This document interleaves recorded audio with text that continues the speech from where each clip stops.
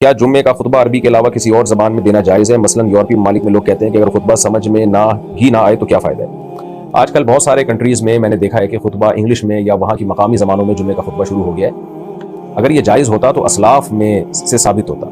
इस्लाम जब दुनिया में फैला है तो सहाबा, ताबईन, तबा ताबईन पूरी दुनिया में गए हैं और वहाँ की मकामी ज़बानों के लोग भी मुसलमान हुए हैं। लेकिन हमें नहीं मिलता किसी भी मुस्तनद तारीखी रिवायत में कि वहाँ की मकामी ज़बानों में जुम्मे का खुतबा दिया गया हो।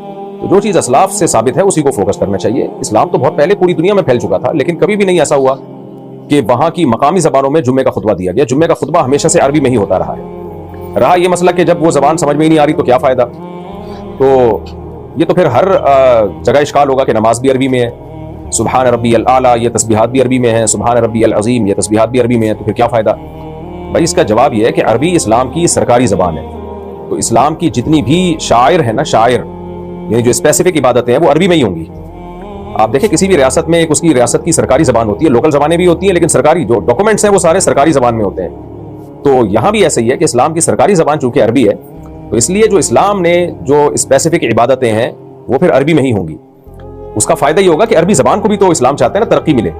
और दूसरी बात यह कि कुरान मजीद में अल्लाह ताला ने जुम्मे के खुतबे को ज़िक्रुल्लाह कहा है, उस नमाज को भी ज़िक्रुल्लाह कहा, जुम्मे के खुतबे को भी। जैसे कुरान में आता है सूरह जुमा में, इज़ा नूदिया लिस्सलाति मिन यौमिल जुमुअति फसअऊ इला ज़िक्रिल्लाह, जब नमाज के लिए तुम्हें अजान दी जाए तो अल्लाह के जिक्र की तरफ दौड़ो। तो इसमें खुतबा भी दाखिल है। तो खुतबे को अल्लाह ने जिक्र कहा है और जिक्र अरबी में ही होता है। आप जितनी भी सुबह शाम की तस्बीहात हैं तो वो सब अरबी में ही है। अब उसमें यह कहना कि वो चूंकि हमारी समझ में नहीं आ रही तो भाई फिर कोशिश करो उसका तर्जमा सीखने की।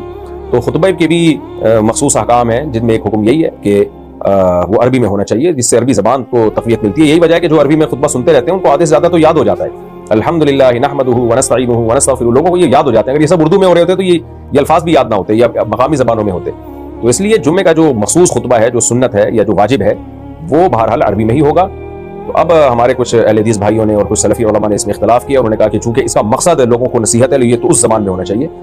दौरान जुमा तकरीर और नमाज के दरमियान जो खुतबा दिया जाता है, क्या वो अरबी में ही पढ़ना लाजमी? अरबी में सिर्फ हम्दो सलात और दुरूद शरीफ हो जाए, बाकी तो नेटिव लैंग्वेज में होना चाहिए। जिस जुबान के अंदर जुमा के ऑडियंस है, अंग्रेजी जानने वाले हैं, तो अंग्रेजी में होना चाहिए। एक अकली दलील देके उस असलाफ की एक सुन्नत से एराज किया जा रहा है जो सदियों से तवातुर के साथ चली आ रही है। इसलिए हमारी राय यही है और असलाफ के अमल की रोशनी में, सहाबा ताबईन के अमल की रोशनी में, कि खुतबा बहरहाल अरबी में ही होना चाहिए।